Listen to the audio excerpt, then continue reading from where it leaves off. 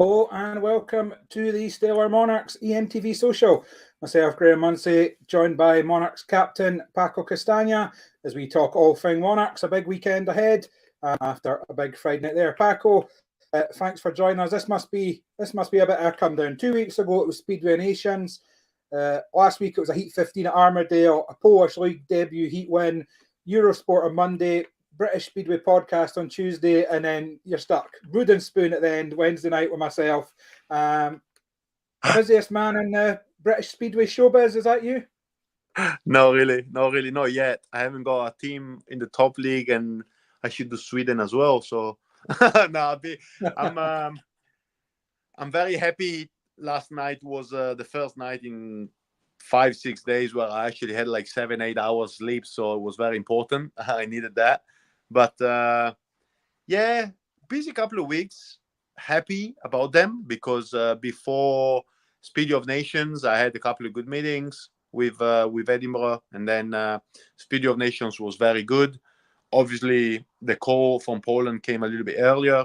Had some troubles with paperwork and everything, so I missed one meeting where actually Sam was Masters was a Lancet, but yeah, had a good meeting at Edinburgh. Then last Friday, flew straight to Germany for practice on Saturday. Meeting on Sunday, 10 points, top scorer, was very good. To be honest, I was very happy about that. And then had to go to Birmingham on the Monday. Had some bike problems, which we'll talk about it later. But yeah, and then came home with Kaisi at 4 o'clock in the morning, was it? And washed the bike yesterday. So yeah, today I'm a little bit tired. Yeah, and you're right. It's ups and downs of being a speedway rider, isn't it? But I guess we spoke quite a bit over the winter, and this was the dream, though, wasn't it? You'd seen last year you made it to the GP Challenge, and the work and kind of what you saw was required to take it to the next level. You put that work in over the winter, physically working in the restaurant, saving up money, putting it into machinery, training as much as you could rather than going to Argentina. And we're sitting here, your average going into August is about to be just under 7 points. So it's went up every month in the championship. You're now in a Polish team. There's been guest bookings. Are you still unbeaten across the entire Italian championship? Yeah. And we saw that Speedway Nations where again, no one maybe believed what Paco Castagna could do. I was glad the bookies didn't believe what you could do, Paco. So I know I and a few other Monarchs fans cleaned up on how many points the bookie thought you would score. So when you look back to the winter and the work you put in, it was all aiming for this, and you must be delighted with how it's went. Yeah, I'm happy you said that. I'm happy you said the least, because I just finished a phone call with my sport psychologist, and we always talk about this. And it's funny looking back, because I wrote down at the start of the year a list of goals that I had, and so far I'm reaching nearly all of them. The only one I missed out was reaching the European Championship Challenge, but I was not really far off it. So I'm very happy. I'm very proud of what I'm doing so far this season, and I think I said it in yesterday's podcast with Ian.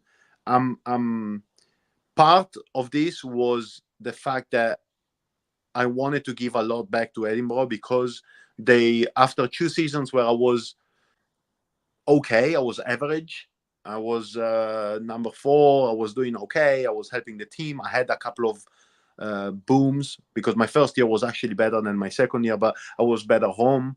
Then last year I was better away, and I was very, very happy that Edinburgh gave me another chance this year. And I think it proved to be a good choice for them, for me as well. I'm very, very proud to be back, and I'm happy that the results are showing it this year.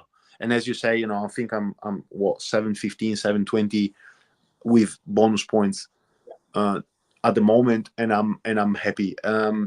Debuting in Poland, yeah, it's getting along good, but I'm happy that I'm concentrating on the small meetings that I've got ahead of me, instead of thinking at the big picture.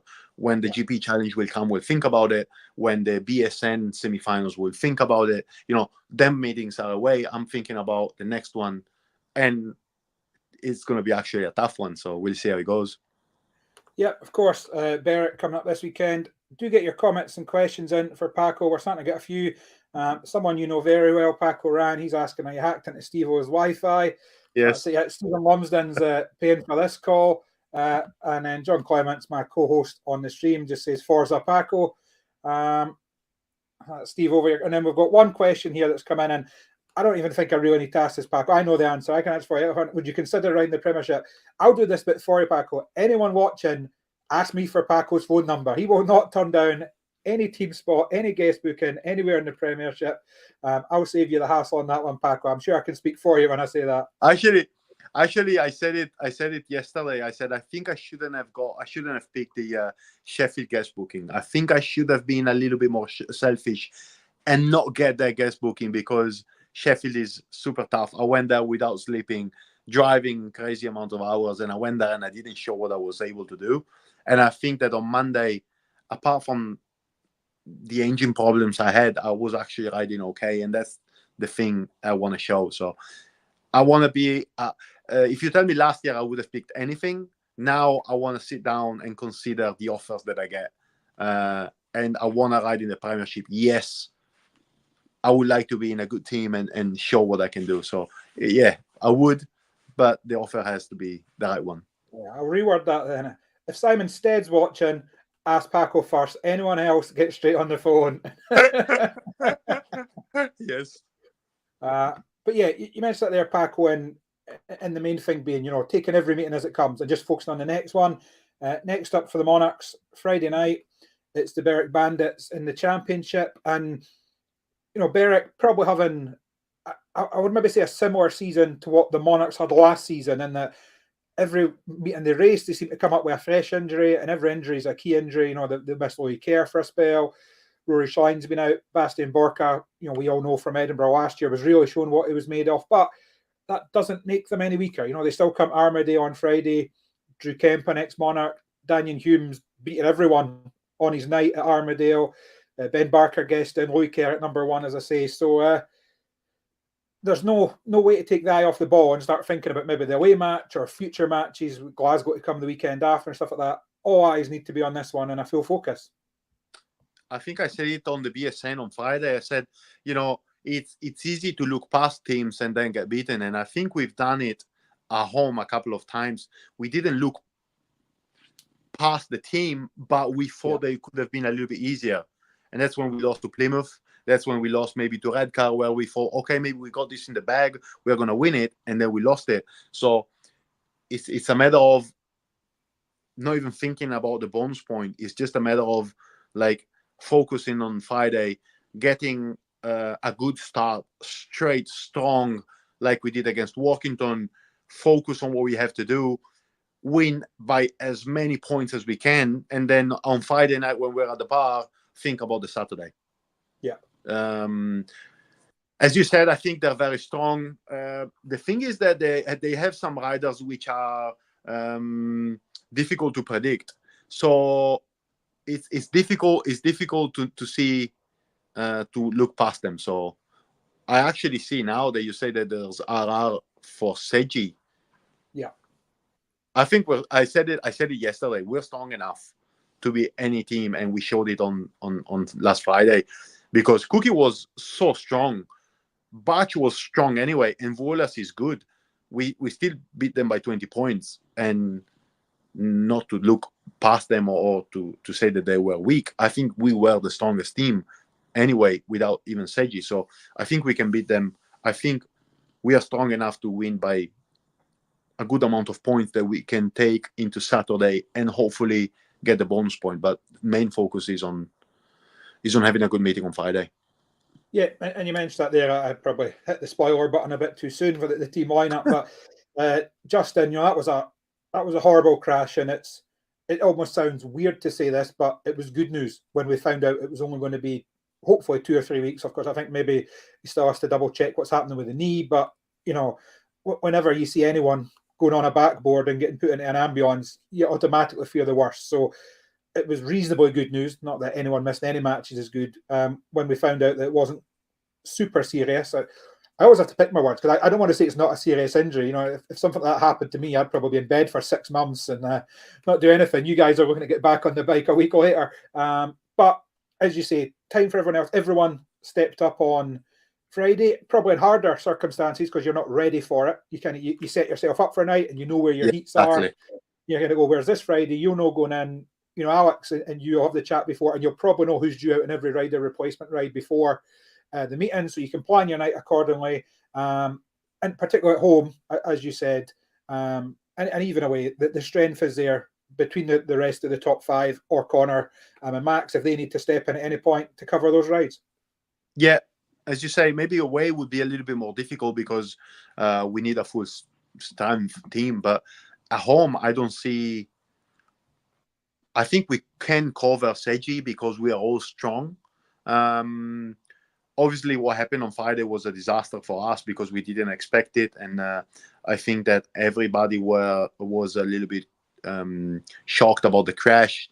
You know, those who went on track saw that Seiji was a little bit was struggling. Obviously, big knock on his head, and also we were. You know, I wanted to make sure that everything was good with him body wise if he wasn't there with the head in the first couple of minutes, because it's very important. So. It shook us a little bit, but I think we recovered well from it also mentally. Like to go out and like I said to the boys, I really do not care about what you guys think. We need to go out and cover for him and win this meeting for him because we are strong enough to do it. So I was very proud of the boys on Friday. I said it I think I said it in the change rooms as well. I said we've done good. We've done good. Again, Berwick is strong. Berwick is a strong away team, but I think we can cover for him. So I'm very looking forward to it. And as you say, I think that the fact that we can get prepared earlier and speak with Alec and decide who goes where, we also have the time to think where to put riders.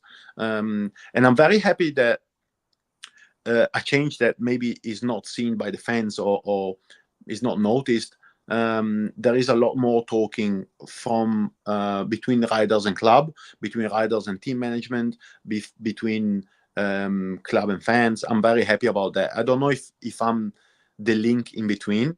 It could be that me being a captain could be the link in between, but I'm very, very happy that there is a lot of talking between me and Alex, the team and the promotion. There is a lot of talking. So I really see this as a good thing, and hopefully this will take us a good preparation for the meeting on Friday. Yeah, sounds good. And now we move over to a few more comments. So Ian Marshall, he just wants to congratulate, wants to say well done, Paco. Good to see you going so well. There's a question from Chris Black, but it's about Italian coffee. We've covered that before, and we've only got, I said I'd only keep you 15-20 minutes, so I'm not going to start that conversation again. But with apologies to anyone else, I think I'm led to believe you helped your number 1 fan out on Friday as well. So, what on Nevaeh, she waits for you every week for pictures, for signatures and stuff. I know. Did she hurt herself running to see you? And you must have made her feel a lot better there. So, I know how much the kids club are involved and how much they love seeing everyone as well. She's a beautiful kid. I always love having a picture together or see her. You know, it's always nice to see. There's a lot of kids coming to the track and obviously parents as well. It's nice to see. It's a good energy. I really like the kids' energy at the track. So it's good to see a kids club as well. And I've always got time for them, always, because again they're good energy and I love that. Yeah, that kind of leads us on nicely. The Monarch, our mascot, it's his birthday bash this Friday. So for everyone that arrives early enough, I don't know how many cupcakes there'll be. Paco, I'm sure you'll be there early enough. You can make sure some are held back for the team for after. Yeah. Keep one of the middle.